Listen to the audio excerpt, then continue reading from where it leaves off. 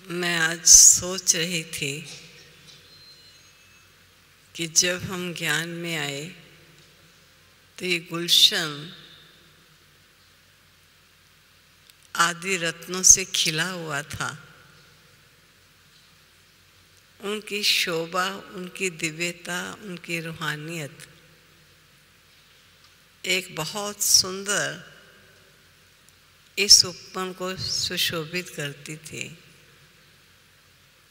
लेकिन देखते ही देखते, क्योंकि मुझे याद आ रहा है मेरे ज्ञान में आने के पश्चात ही दादियों का जाना पीछे ही शुरू हुआ है, और एक एक करके किस प्रकार पंछी अपनी संपन्नता को, स्थिति को प्राप्त कर अपने नेक्स्ट पार्ट में हर्षित होकर जा रहे हैं, और उनका जाना हम सबको संकेत देता है कि तैयार रहो, अवस्था को मजबूत बना लो। धीरे धीरे उस उपवन में कई नए नए पुष्प खिलेंगे और पुराने पुष्पों को बाबा कुछ अन्य कार्यों में प्रयोग करेगा, और वो दृश्य हमको इस सुंदर उपवन में देखने में आता है कि हम सबसे इतना सुंदर वो पुष्प जो अनेकों को प्यारे प्रभु से मिलन मनाने का सौभाग्य प्राप्त कराता था, वो पुष्प हम सबसे साकार रूप से ओझल हो गया और वतनवासी बन गया। मेरा प्रारंभिक जीवन, जब मैंने ईश्वरीय सेवाओं का प्रारंभ किया, तो शुरुआत ही मेरा कमला नगर सेवा केंद्र, जो कि विश्व का प्रथम सेवा केंद्र रहा। जब मैं वहाँ आई उस समय गुलजार दादी जी, जगदीश भ्राता जी और एक भंडारे की माता और लिटरेचर के दो भाई, वही केवल रहा करते थे। मेरा जाना वहाँ त्रिमूर्ति मैगजीन निकलती थी, तो समय प्रति समय भ्राता जी, जगदीश भाई सब कोई ना कोई कार्य अर्थ बहनों को व्यस्त रखते थे ताकि इनके ज्ञान में रुचि बनी रहे, तो मेरा जाना चलता था। लेकिन मैं क्लास कोई वहीं करने नहीं जाती थी, परंतु वहाँ इतना अवश्य हुआ कि जब मैंने ज्ञान का कोर्स किया, तो कोर्स करने के लिए मुझे यही सजेस्ट किया गया कि आप कमला नगर में ही कोर्स करने के लिए जाओ। और उस समय सुदेश बहन, जो वर्तमान समय जर्मन में हैं, गुलजार दादी जी के साथ वे रहते थे, तो उन्होंने 2-3 दिन ही अभी कोर्स कराया होगा कि हमारे आदरणीय मामा दिल्ली में आए और उनसे मिलन हुआ।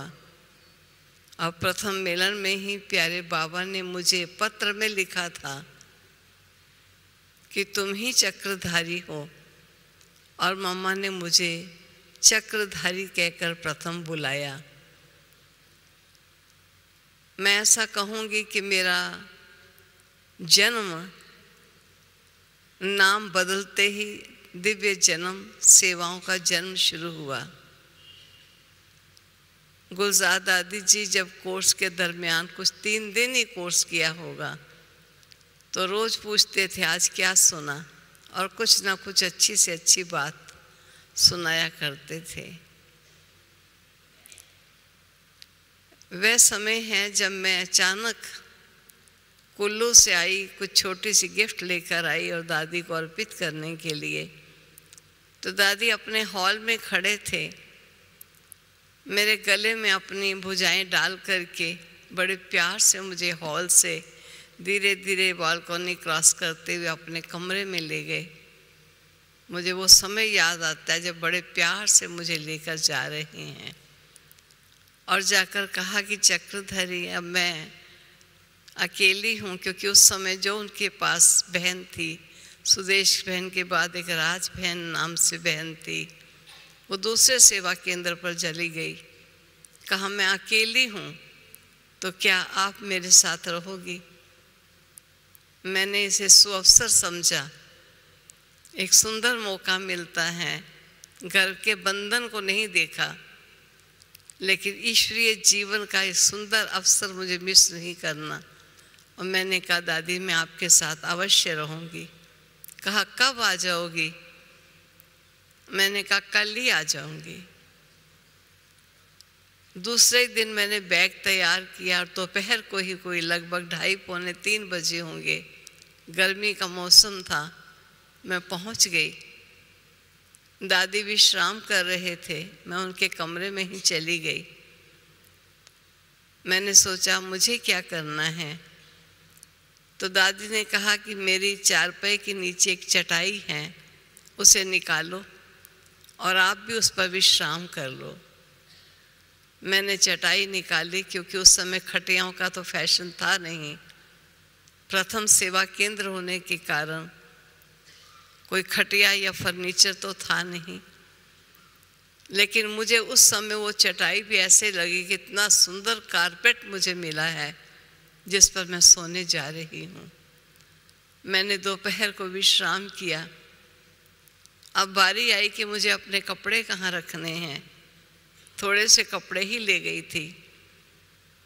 तब दादी जी ने कहा कि दीवार में सीमेंटेड जैसे बने होती हैं जगह जहाँ कुछ रखी जाए, तो उसमें 4 खाने बने हुए थे। का एक खाने में मेरे कपड़े हैं, एक में जगदीश भ्राता जी के कपड़े हैं, एक में आप अपने कपड़े रख दो और एक में भंडारे वाली के हैं। यही हमारी अलमारी थी। उसके आगे कोई कर्टन, कोई पर्दा आदि नहीं था, कोई दरवाज़ा नहीं था, लेकिन ऐसे ही उसमें कपड़े रखे हुए थे। दादी ने मुझे उसी दिन ये कहा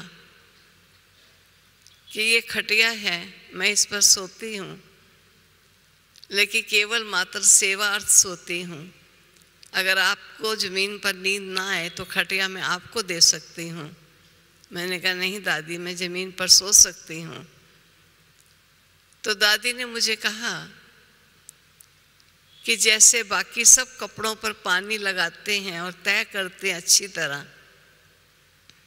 और मेरी खटिया की दरी के ऊपर वो कपड़े सब ठीक से रखे जाते हैं और उसके ऊपर चादर बिछ जाती है, फिर रात को मैं सोती हूँ, सब कपड़े प्रेस हो जाते हैं और प्रातः वही कपड़े सबको पहनने होते हैं।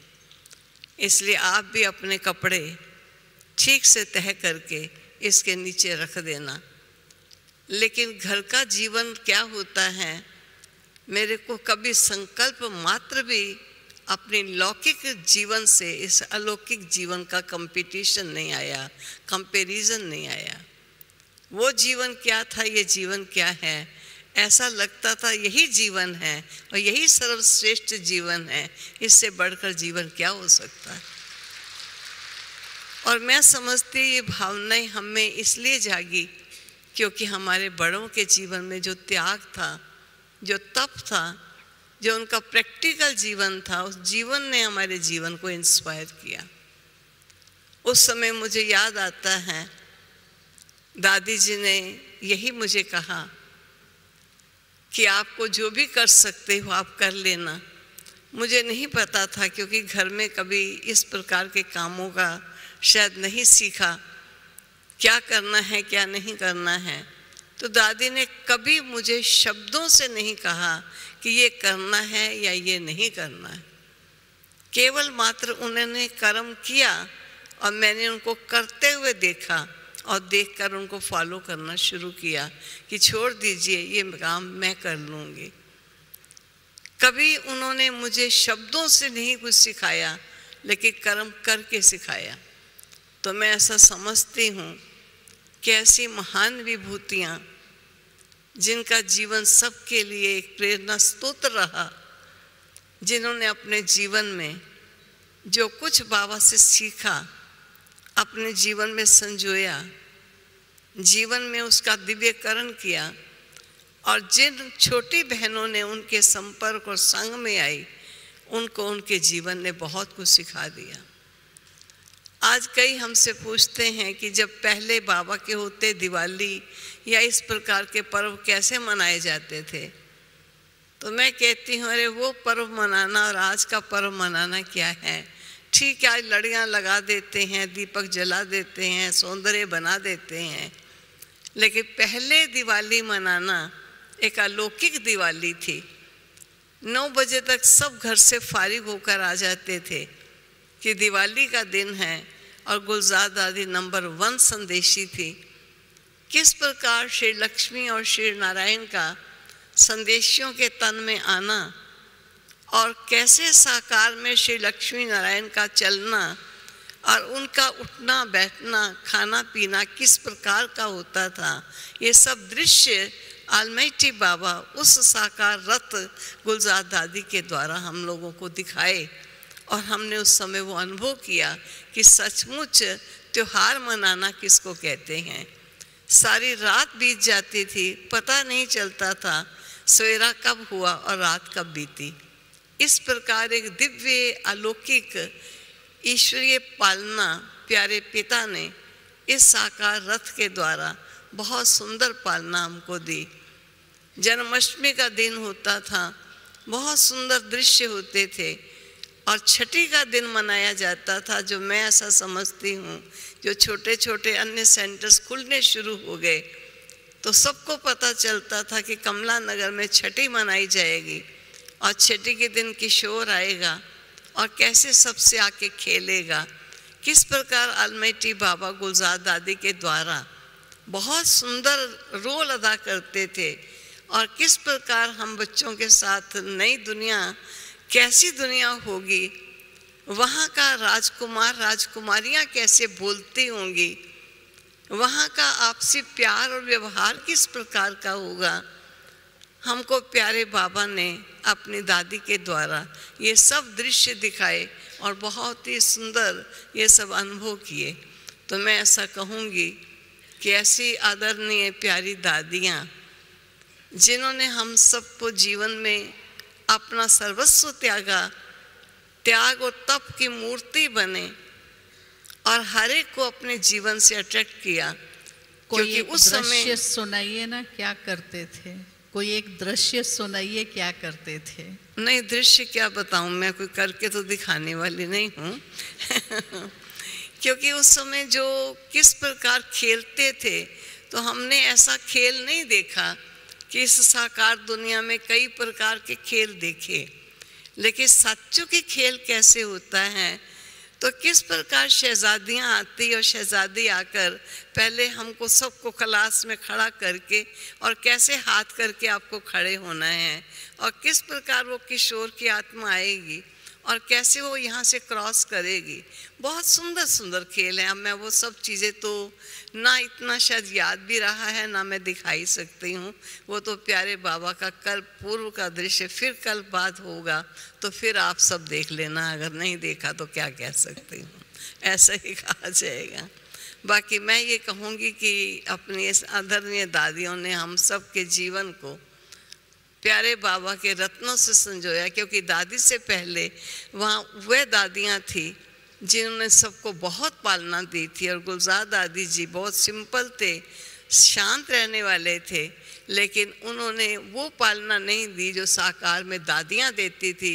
किसी की मुंह में गिट्टी खिला रही हैं, किसी को बाकी पहन रही हैं, किसी को क्या मानो, बड़ा प्यार से। लेकिन गुलजार दादी बड़े गंभीर आत्मा थी, लेकिन उन्होंने ज्ञान की जो पालना दी, जो ज्ञान की गहराई जो सबको सुनाई, वो सब उस ज्ञान की गहराई से बहुत प्रभावित होते थे। और गुलजार दादी जी के, क्योंकि कमला नगर वही वास्तव में देखा जाए हेडक्वार्टर माना जाता था। हमारे पास कॉमर्स मिनिस्टर थॉमस थे, उस समय उनका फ़ोन आया कि मुझे आपके सेवा केंद्र में आना है। हमने सोचा फ्रॉड होगा, ऐसा मिनिस्टर जिसको हम अपॉइंटमेंट लेते हैं, अपॉइंटमेंट नहीं देते, और ये फ़ोन करते हैं कि मैं आपके सेंटर पर आना चाहता हूँ, मुझे एड्रेस बता दीजिए। तो हमने एड्रेस बता दिया, लेकिन शक रहा, लेकिन वो शाम को आ गए टाइम पर, और सेंटर पे तीसरी मंजिल पर सेंटर था और वहीं पहुंच गए और मैंने देखा वो गुलजार दादी जी को बार बार देख रहे थे। तो ऐसा लगता था, क्योंकि भक्ति में ये कहा गया है कि अगर कोई आपको साक्षात्कार हो जाए तो उसका वर्णन नहीं करना, अन्यथा पुनः वो साक्षात्कार नहीं होगा। ऐसा प्रतीत होता था कि उनको अवश्य उनसे कुछ ऐसी प्रेरणा मिली जो वो आत्मा स्वयं ही बिना अपॉइंटमेंट के प्यारे बाबा के घर में आई और बाबा के बच्चों से आकर के मिली। तो इस प्रकार उस आत्मा का बहुत ही महान पार्ट रहा। कहते हुए मुझे सामने दादी दिखाई दे रही हैं। कभी फ्री बैठा हमने उनको नहीं देखा एक सेकंड के लिए भी। कभी भी फ्री होती तो अपना फटा हुआ कपड़ा लेकर के उसको सिलाई करने बैठ जाती। आज भी नीलू कई बार सुना रही थी कि दादी कहीं भी जाती थी तो कहती थी सुई धागा रखा है ना साथ, सुई धागा साथ होना ज़रूरी है, कुछ फट जाए तो उसको सिलाई भी करनी है।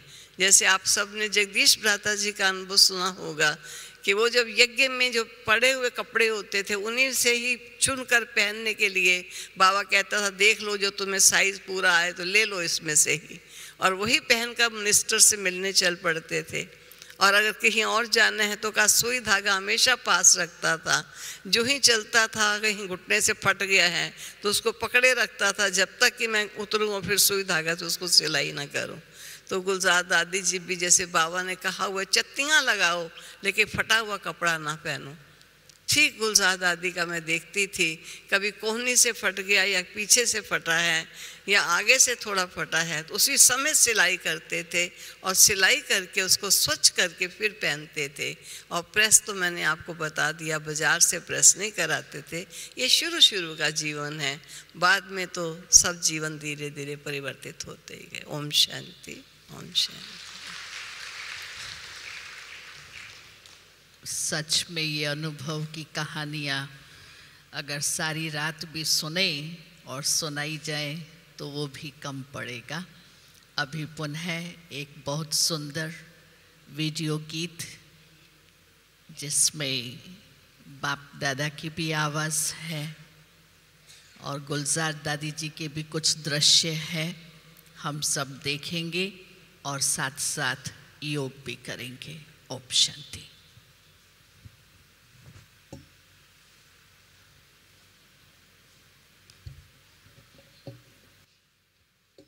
याद प्यार बाप दादा तक पहुँच रही।